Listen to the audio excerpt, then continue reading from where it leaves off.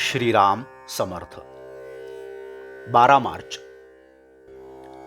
प्रपंचात राम करता ही भावना ठेवावी.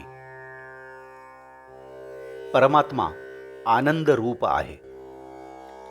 भगवंताचा आनंद हा उपाधी रहित आहे.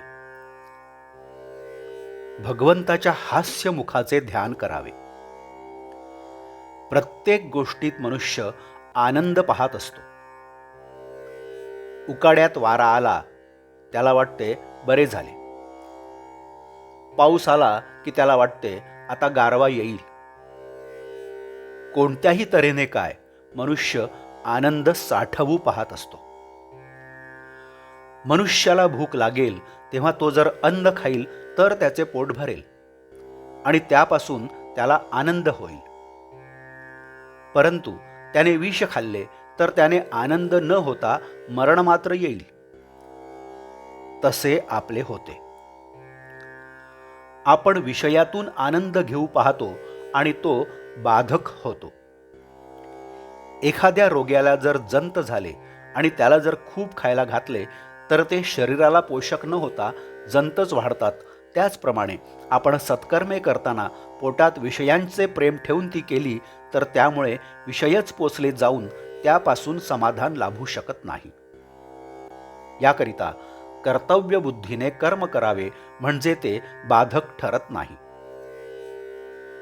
मनुष्य जन्मभर जो धंदा करतो त्याच्याशीच तो तद्रूप होऊन जातो. एखादा वकील घ्या, तो त्याच्या धंद्याशी इतका तद्रूप होतो की मरतेवेळी सुद्धा तो वादच करीत जाईल. नोकरी करणारा नोकरीशी इतका तद्रूप होतो की स्वप्नात देखील तो स्वतःला नोकर समजूनच राहतो. कर्म कसे करावे तर त्याच्यातून वेगळे राहून. लग्नाचा सोहळा भोगावा, लाडू खावेत, परंतु ते दुसऱ्याचे आहेत असे समजून. आपल्या मुलीचे किंवा मुलांचे नाहीत असे मानून, नाही तर व्याह्यांची काळजी लागायची किंवा हुंडा मिळतो की नाही इकडे लक्ष लागायचे.